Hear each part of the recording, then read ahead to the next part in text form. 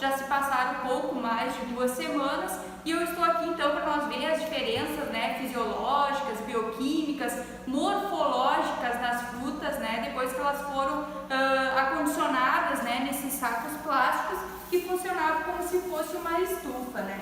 Lembrando então que essa aula faz parte então da aula prática efeito do etileno no amadurecimento de frutos e a gente está aqui para avaliar os resultados.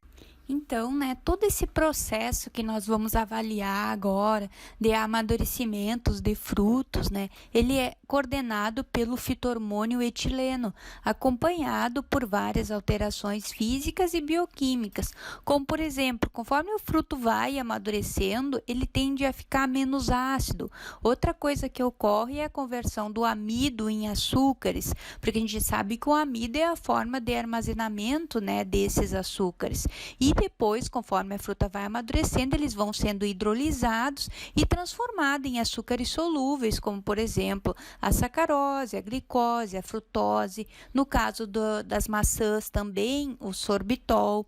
Com o passar, né, do tempo de amadurecimento, né, ele tende a casca a mudar de cor, isso deve-se em parte à degradação das clorofilas, vai criando uma pigmentação, né, mais forte, e isso se deve ao aumento da síntese de antocianinas, que são os pigmentos responsáveis pela coloração das frutas. As pectinas, né, presentes nesses frutos, elas tendem a se tornar mais solúveis, assim como moléculas, né, mais complexas tendem a sofrer alterações e se transformar em moléculas menores, né? Isso já se diz respeito a principalmente os metabólitos, né, que essas plantas produzem, principalmente os compostos orgânicos voláteis, que são aqueles responsáveis, né, pelo cheiro, pelo aroma característico das frutas.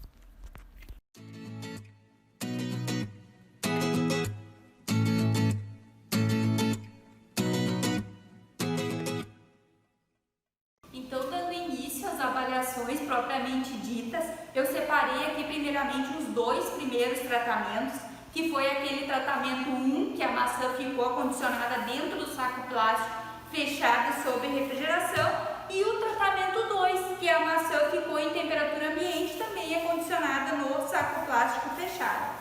Primeiramente, o que a gente vai avaliar? Em relação à coloração, né, da polpa, da casca, o que eu consigo observar aqui, ó? Que em relação à maçã que ficou sob refrigeração, a casca da maçã que ficou em temperatura ambiente, ela está bem mais escura. O que se pode observar também aqui, olhando mais de perto, é que essa maçã tinha uma série de lesões, como por exemplo essa que você está olhando aqui, ó. O que vocês viram na aula teórica? Vocês viram que o ferimento promove a síntese de etileno. Então, por isso que a gente, até a professora Eugênia falou na aula teórica, por mais que a gente tenha o hábito de apertar as frutas na hora de escolher tomate, alguma coisa assim, isso é extremamente danoso para a planta, para o fruto, porque ele induz a síntese do etileno. Então, aqui ficou bastante visível. Toda a maçã, toda a parte em que ela tinha um ferimento, ela está bem mais escura em relação à maçã que não ficou em temperatura ambiente.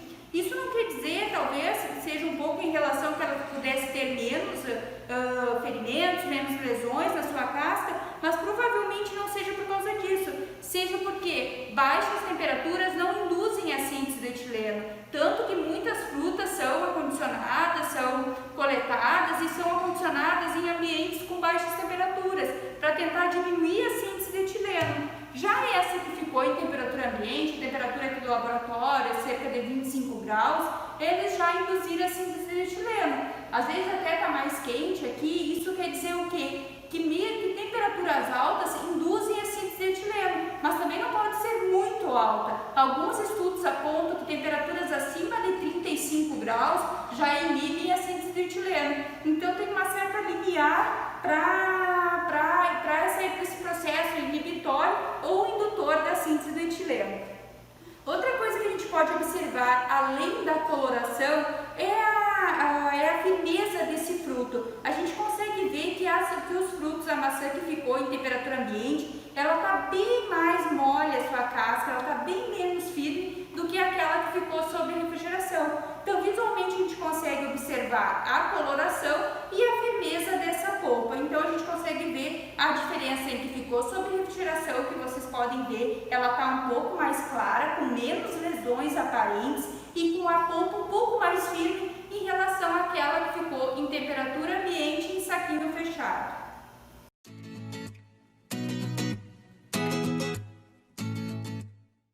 Então, pessoal, agora chegou a vez de nós avaliar o tratamento 3 e 4. Não sei se vocês se recordam, o tratamento 3 foi aquele que a maçã ficou acondicionada junto com a banana. Lembrando, né, que a banana é um fruto climatérico. E o tratamento 4, que a maçã ficou acondicionada, né, com a laranja, que é um fruto não climatérico. Então, a gente quer observar primeiramente a diferença, a influência, né, desses frutos que ficaram em conjunto com a maçã sobre o processo de amadurecimento desta maçã. A gente consegue ver, talvez entre os 5 tratamentos, aqui eu consigo observar, ela é a que tem a casca mais escura e a mais mole também. Ou seja, foi bastante forte a influência da liberação do etileno pela banana no processo de maturação da maçã. Não sei se vocês conseguem ver, depois eu vou colocar a foto no final para vocês perceberem a coloração e a firmeza também desse fruto, que em relação aos 5 tratamentos é o que mais ficou, mais apresenta, né, mais molezinho está esse fruto em relação a todos os outros.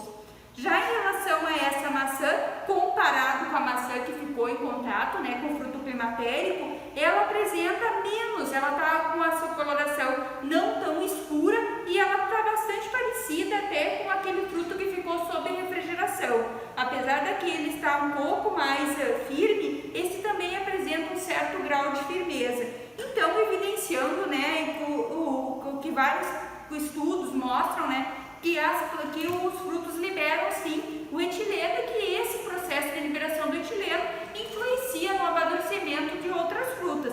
No caso da laranja, que era um fruto não climatérico, teve pouca influência sobre o processo de amadurecimento da maçã.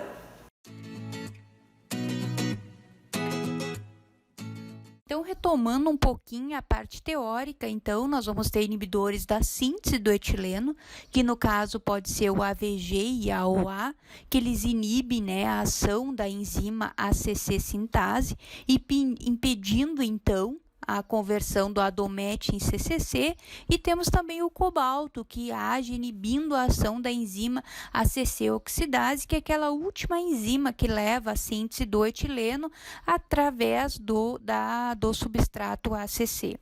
E nós temos também inibidores da ação da etileno, como no caso o nitrato de prata, o tiosulfato de prata e altas concentrações de CO2.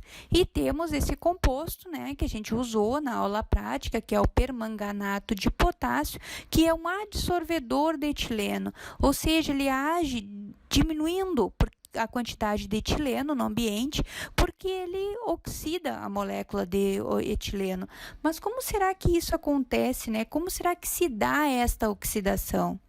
Então, brevemente, para explicar para vocês, eu trouxe a fórmula, né, de como que ocorre essa oxidação e os produtos gerados a partir dessa oxidação do etileno pelo permanganato de potássio.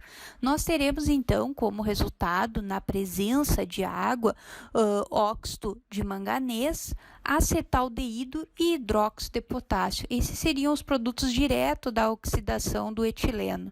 Se a presença de permanganato de potássio estiver muito alta, se tiver muito permanganato no ambiente, ele pode oxidar a molécula de etileno e transformar ela em óxido de manganês, hidróxido de potássio, e em vez de acetaldeído, ele pode converter direto em CO2. Isso é uma outra coisa que pode acontecer, mostrando, né, evidenciando que a quantidade de permanganato presente no ambiente é que vai coordenar essa reação e os produtos gerados por ela.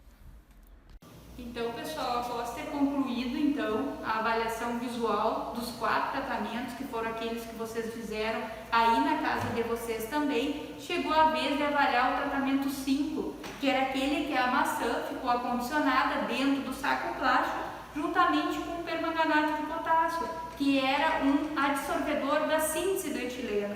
Ou seja, o permanganato tem a capacidade, né, de oxidar o etileno, com isso diminui o conteúdo de etileno dentro daquele saquinho. O que eu consigo ver assim, visualmente em relação à morfologia desse fruto? Que ele está muito parecido com a morfologia do fruto 1, que foi aquele que ficou sobre a refrigeração. E também agora, comparando este fruto que ficou com permanganato de potássio, aquele que ficou também na mesma condição, que é em temperatura ambiente, mas que ficou sozinho dentro do saquinho, é bem marcante a diferença. A gente consegue ver que esse fruto que teve contato com permanganato de potássio está bem mais firme em relação a esse. Inclusive esse é aquele que eu falei anteriormente, que tem as lesões, que está com a polpa bem mole e está com a aparência bem mais escura. Então a gente consegue ver algumas cultivares de maçã, eu li que é aplicado, né, o permanganato de potássio, com o objetivo de aumentar a sobrevida de prateleira, principalmente durante o armazenamento. Acho que vocês viram nas fotos aí que são feitos sachês, né, de permanganato de potássio e são colocados, né, com o objetivo de retardar o amadurecimento desses frutos. E aqui a gente pode comprovar que realmente em relação aos frutos que não ficaram em contato com o permanganato de potássio, ele visualmente parece estar num estágio anterior, que não está tão maduro como o que ficou somente no saco plástico em temperatura ambiente. Uma coisa interessante, uma curiosidade que eu resolvi comentar com vocês é que o permanganato de potássio, além de ser usado na forma de sachê, ele também durante muito tempo, não sei se vocês se recordam, talvez quem tenha um pouco mais de idade lembra que antigamente era muito comum comprar maçã e ela está envolta a um papel roxinho, conforme vocês estão vendo aí nessa imagem. E este papel roxo era imerso em soluções de permanganato de potássio. Isso fazia, então, com que diminuísse, né, de certo modo, a concentração de etileno e que retardasse mais, né, esse processo de amadurecimento desses frutos.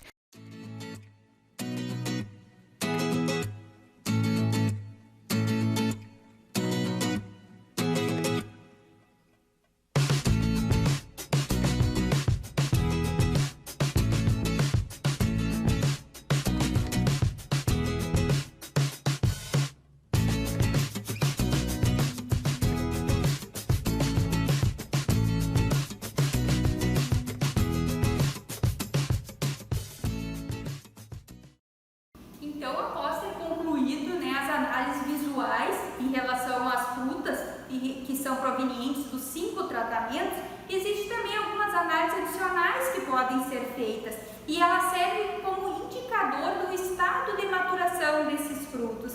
Uma delas que a gente pode fazer é a quantidade de açúcares solúveis. Mas por que é importante medir os açúcares solúveis? Porque a gente sabe que os açúcares que são sintetizados, né, durante a fotossíntese, eles são armazenados e polimerizados em amido. E este amido, conforme o processo de maturação ocorre, ele é transformado, ele é hidrolisado e transformado em açúcares solúveis.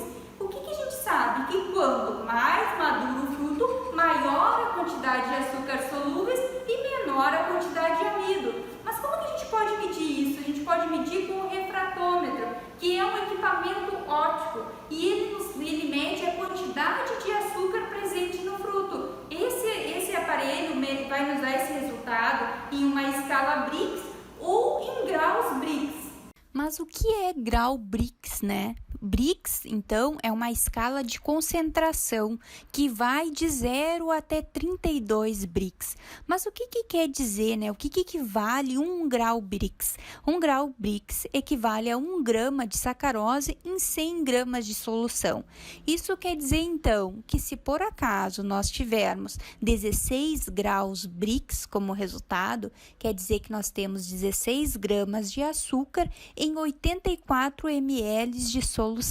Uma outra análise que a gente pode fazer e que é bastante útil aqui no contexto dessa aula prática para avaliar o estágio de maturação desses frutos é medir a firmeza da polpa desses frutos. Eu falei anteriormente algumas vezes que uma fruta estava mais macia, a outra estava mais dura, tal tratamento, mas existe um aparelho para medir isso e ele é chamado penetrômetro. Este penetrômetro é de mão, ele é um analógico, mas hoje a gente já tem penetrômetros bem mais atualizados, digitais, e ele serve para medir o grau de resistência dessa polpa. Você coloca, por exemplo, no caso da maçã, a maçã em pé, vou colocar uma foto para vocês verem como funciona, retira primeiramente uma casca da maçã e pressiona o penetrômetro em relação à fruta. Ele vai dar o grau de resistência dessa polpa. Esse resultado pode ser expresso em quilos ou em libras.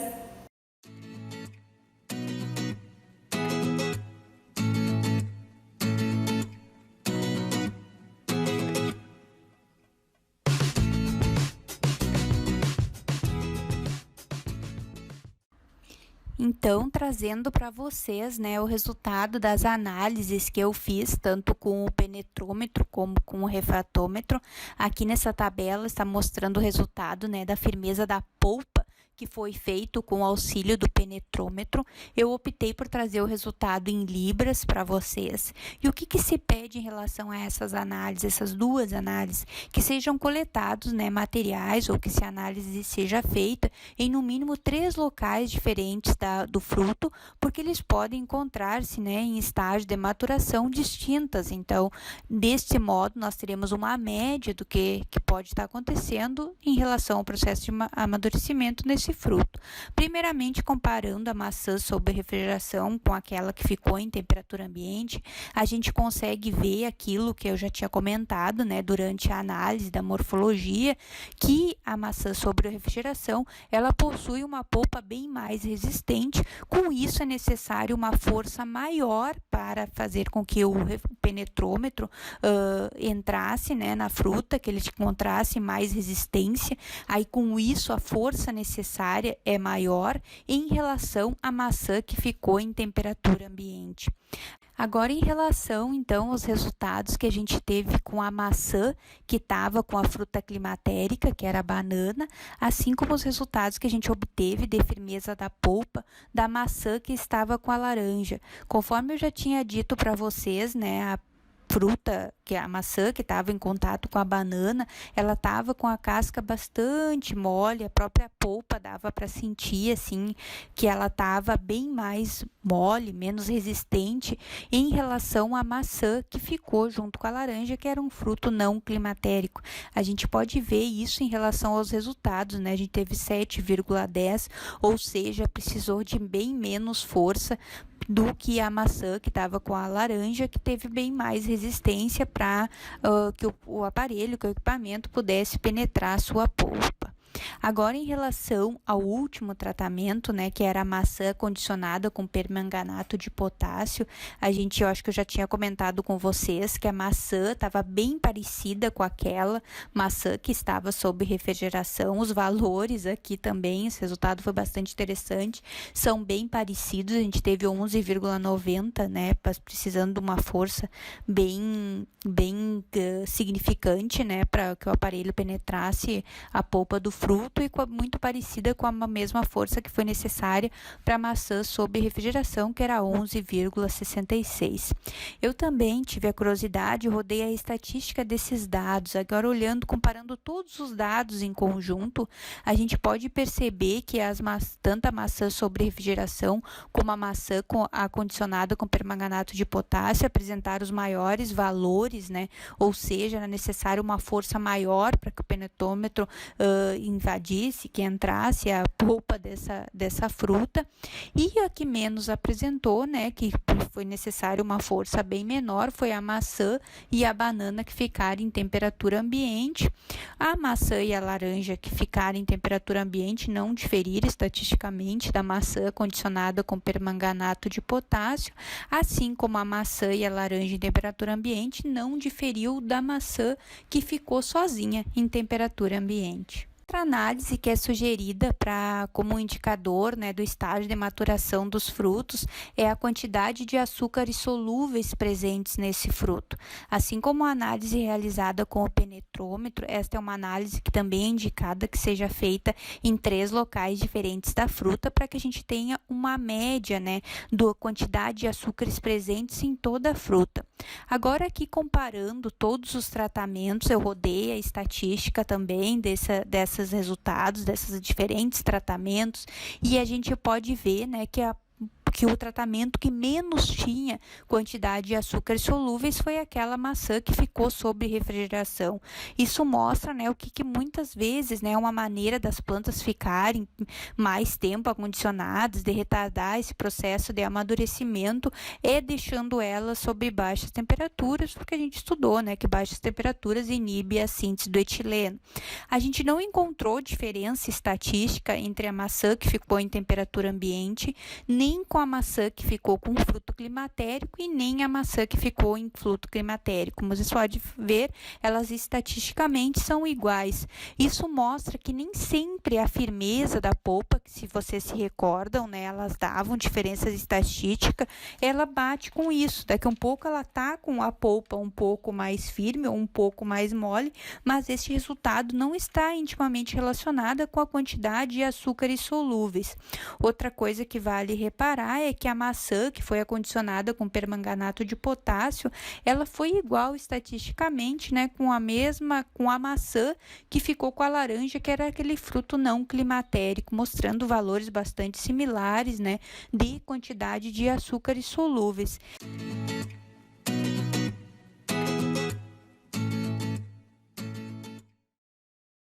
Oi, espero que tenham gostado dessa aula prática. Oi, tchau!